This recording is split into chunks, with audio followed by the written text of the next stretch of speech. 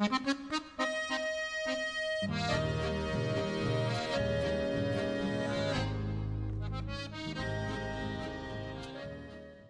recuerdo que cuando niño, habré seguramente tenido 6, 7, 8 años que ya aprendí a leer, nosotros vivíamos con mi madre y con mi padre, vivíamos en la estancia Santa María, un edificio donde vivíamos nosotros muy lindo, que nosotros habitábamos parte del edificio, pero ese edificio tenía un sótano inmenso. De esos sótanos que antiguamente se usaba para almacenar productos perecederos, ¿no? Queso, fiambre, todo eso era costumbre de la antigüedad al no haber como otra forma de refrigerarlo. Y en ese sótano, que era un salón verdaderamente grande, a la siesta, mamá y papá nos encerraban ahí, nos bajaban ahí, cerraban la puerta, no del sótano, porque tenía una escalera y cerraban la puerta para salir al río y no salir al patio, digamos. Porque había bomberos, había duendes.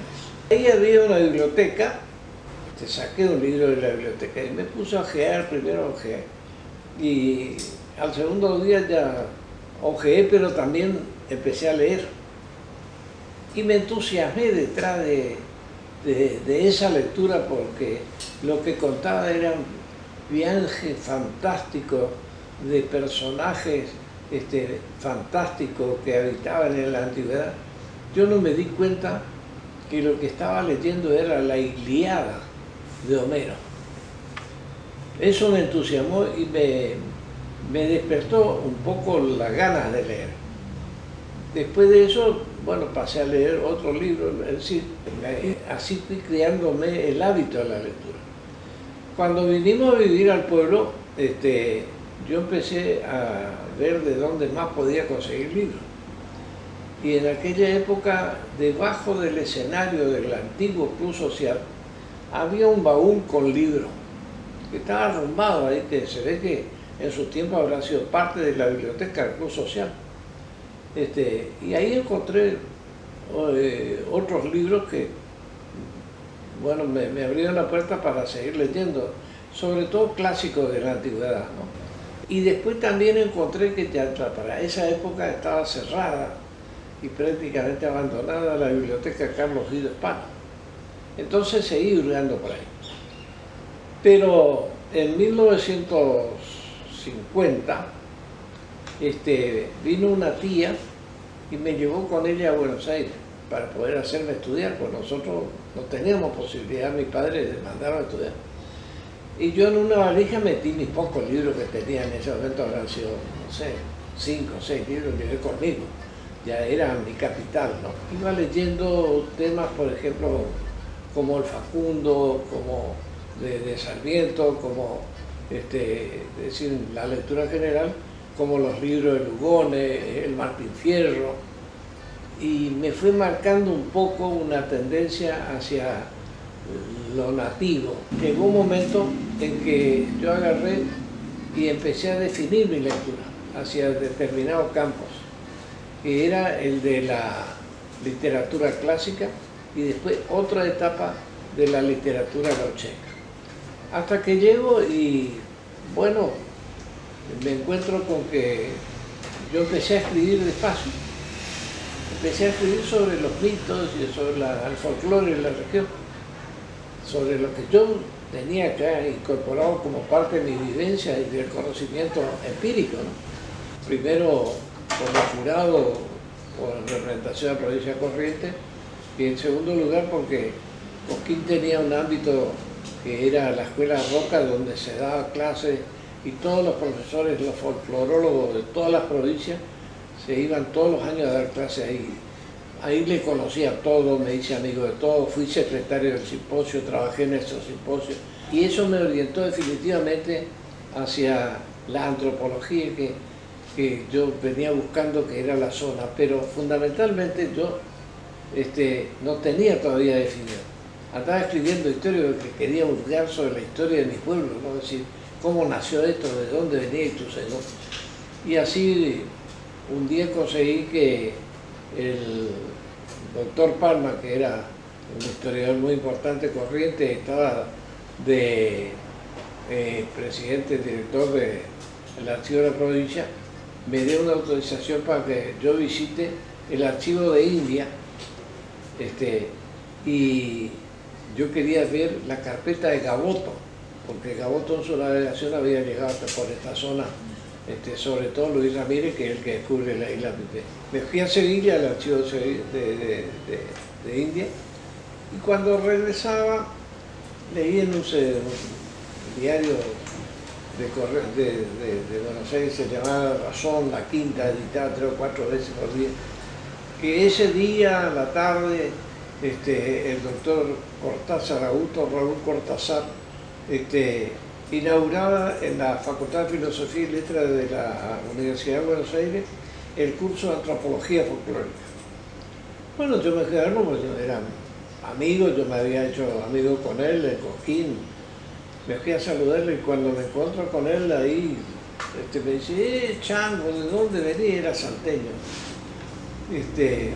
Y vengo de Sevilla. Me dice, ¿qué estás haciendo por ahí? Y bueno, me fui detrás del archivo de Gaboto porque me gusta estudiar sobre la historia. No, mi hijo, vos sos un seco para andar viajando. O sea que tengo una vida muy rica que va concatenándose con la lectura y la escritura. En esa época que los jóvenes no tengan este tipo de inclinación. 14, 15, 16, 17 años como yo, nada que ver, estaban pensando siempre en ver a ver si podía jugar la loba, un truco o alguna cosa, llegaba la tarde y eso era moneda corriente.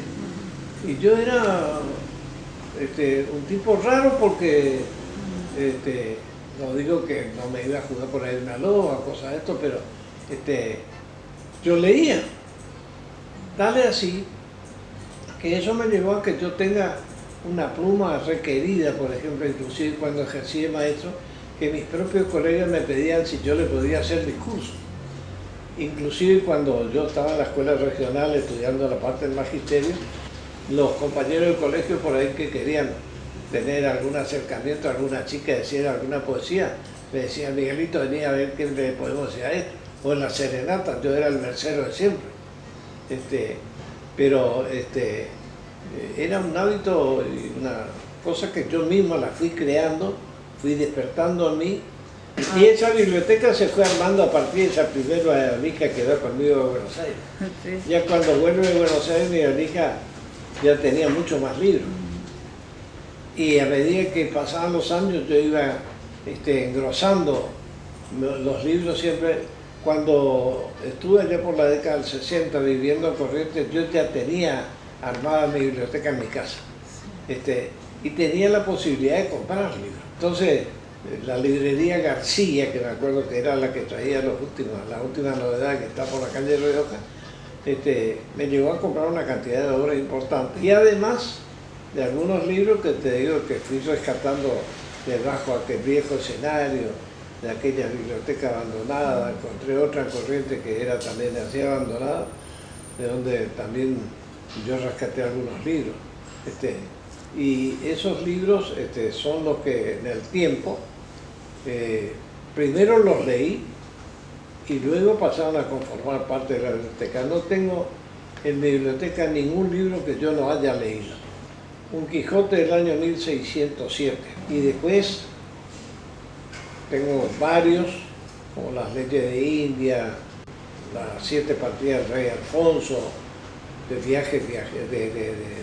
navegantes viajeros importantes del siglo XVIII, XIX, ediciones, libros del año 1800, o sea que tengo una cantidad de ese tipo de libros también que forman parte de mi biblioteca, ¿no? Naturalmente la vida me fue mostrando de que todo esto, que de alguna manera es un capital del conocimiento,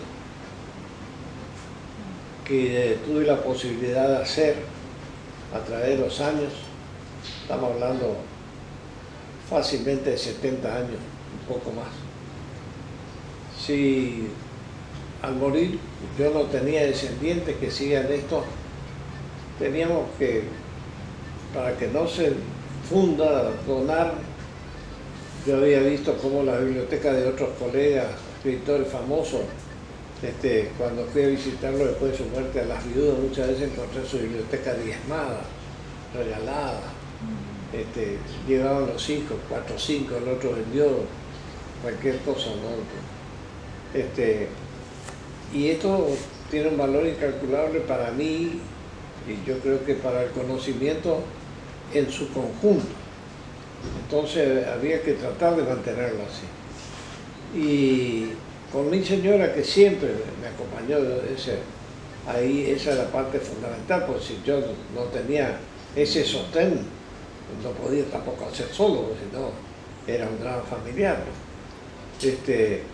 Coincidía con esto que había que buscar la salida. Entonces dijimos, si le donamos por ahí al municipio, tiene mucho que ver el momento político del intendente que esté, pero como eso está siempre sujeto a cambios, no sabemos la próxima administración cómo viene, le gusta, no le gusta, y generalmente se van perdiendo, se van desgajando, ¿no?, el material. Y lo mismo pasaba si le donábamos a otras instituciones, inclusive religiosas. Entonces dijimos, vamos a hacer una fundación para darle un orden y trascendencia en el tiempo. Por eso es que se creó la fundación esta para el conocimiento, que fue un título elegido por ella, ¿no? Fundación para el Conocimiento. Por eso MH, Miguel y Eve. Y también para completar eso le donamos la casa para que siga en su ámbito.